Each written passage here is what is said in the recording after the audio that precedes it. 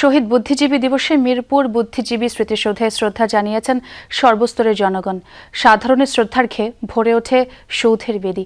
শ্রদ্ধা জানানোর কাতারে সামিল হন মুক্তিযোদ্ধারা। সবাই মিলে শপথ নেন বুদ্ধিজীবীদের স্বপ্নের বাংলাদেশ গড়ে তোলার। খুলে বলো ফ্যান্টাস্টিক নিমো হালাল বিস্কুট খায় সানিও স্ট্যাটাস দিছে ফ্যান্টাস্টিক।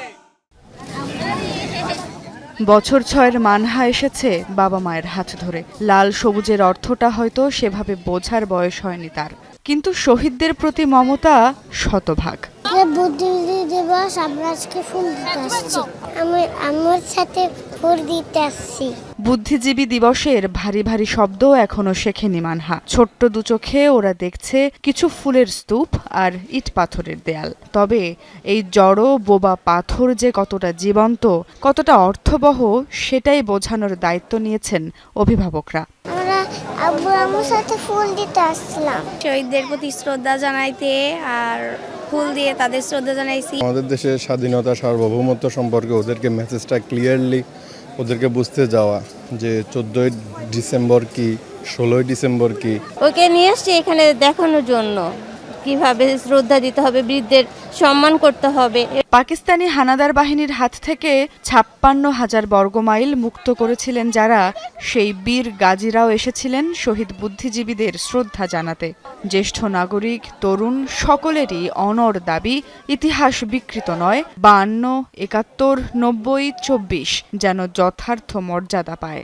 আমরা রেল লাইন, তারপরে গাছগাছলা কাইটা সমস্ত রাস্তা যাতে পাঞ্জাবিরা না আসতে পারে, তখন আমরা ওইভাবে ব্লক করে আমরা আন্দোলন স্টার্ট করছি আর কি। কারো সাধ্য নাই বাংলাদেশের স্বাধীনতা, বুদ্ধিজীবী, বিজয়, সকল কিছুকে রহিত করার মতো কেউ পদক্ষেপ নিতে পারবে না, এটাই আমার কামনা। আমরা একটা সময় দেখেছি মুক্তিযুদ্ধকে নিয়ে ব্যবসা করা, আবার দেখি মুক্তিযোদ্ধাকেও হেয় করা, কিন্তু আমরা পুরোপুরিভাবে মুক্তিযুদ্ধকে ধারণ করতে পারিনি।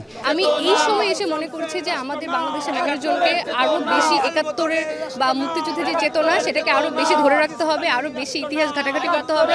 লাল সবুজের যে ঢেউ আছড়ে পড়ছে শীতের সকালে, তার চেতনা যেন থাকে অক্ষত। বাংলাদেশের অহংকার থাক অমলিন, সেই শপথ প্রতিটি কণ্ঠে।